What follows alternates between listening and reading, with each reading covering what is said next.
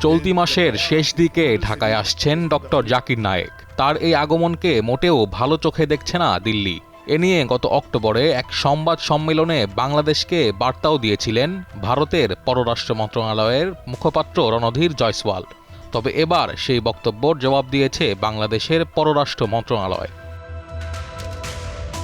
জাকির নায়েক দেশে পা রাখলেই তাকে যেন ভারতের হাতে তুলে দেওয়া হয়, এমনটি আশা করছে দিল্লি। বিষয়টি ভারতীয় গণমাধ্যমকে জানিয়েছিলেন দেশটির পররাষ্ট্র মন্ত্রণালয়।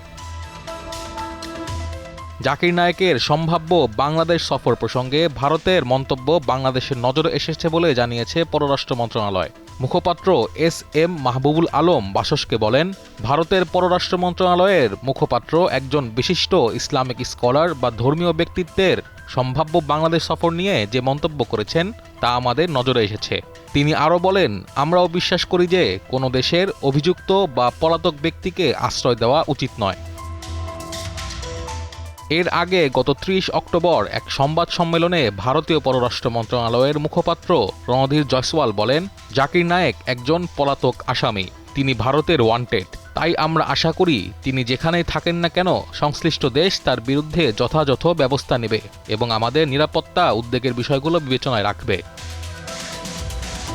বিশিষ্ট ইসলামিক স্কলার জাকির নায়েক এখন আছেন মালয়েশিয়ায়। সেখান থেকে এ মাসের শেষ দিকে ঢাকায় আসার কথা রয়েছে তার। সবকিছু ঠিকঠাক থাকলে আগামী ২৮ ও ২৯ নভেম্বর বাংলাদেশের একটি দাতব্য অনুষ্ঠানে যোগ দিতে তিনি ঢাকায় আসবেন বলে জানা গেছে। স্পার্ক ইভেন্ট ম্যানেজমেন্টের আয়োজনে অনুষ্ঠানটির স্থান হতে পারে ঢাকার আগারগাঁও এলাকায়।